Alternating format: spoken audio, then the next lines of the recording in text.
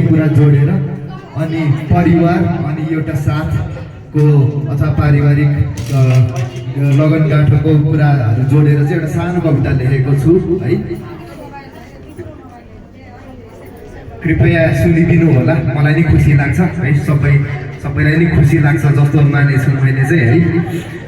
ल मेरो कविता चाहिँ यस्तो छ।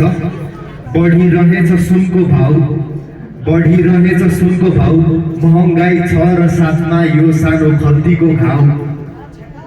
लाग्छ कि बिहे नै नगरी सधैँ एक्लै रमाऊ, एक्लो केटो एक्लो खर्च लाग्छ सधैँ आफ्नै हात समाऊ। बिहे नै नगरौँ जस्तो लाग्छ सुनको भाउ सुन्दाखेरि चाहिँ है। हो ठिक छ यतिको ठिक छ। तर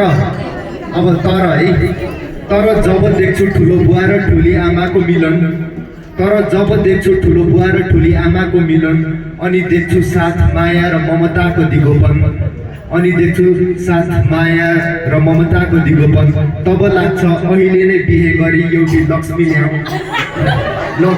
तब लाग्छ अहिले नै बिहे गरी एउटी लक्ष्मी ल्याऊ।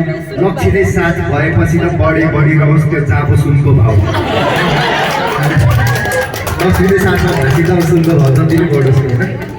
50 वर्ष सयौँ विमर्श अनगिन्ती हाँसो र हर्ष, 50 वर्ष सयौँ विमर्श अनगिन्ती हाँसो र हर्ष, सायद थिएन होला कुनै बेला घर धान्ने खर्च, सायद थिएन होला कुनै बेला घर धान्ने खर्च, तर जब मिल्छ एकअर्काको साथ तब गरिबी पनि पछि पर्छ, तर जब मिल्छ एकअर्काको साथ तब गरिबी पनि पछि पर्छ। जाबो सुनको के कुरा गर्नु, सम्बन्ध आफैमा अमूल्य हुन्छ, स्वयं स्वर्ण हुन्छ।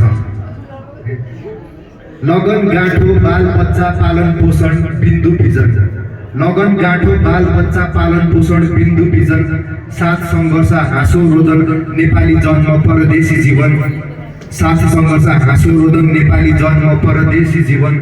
विशाल समुद्र कठोर पानी लाग्छ अहिले नै त्यो दूरी किन, अनि छोरा बुहारी छोरी ज्वाइन नाति नातिनी सँगसँगै हिँडौँ, अनि छोरा बुहारी छोरी ज्वाइन नाति नातिनी सँगसँगै हिँडौँ। धन्यवाद। यति नै छ है। धेरै धन्यवाद।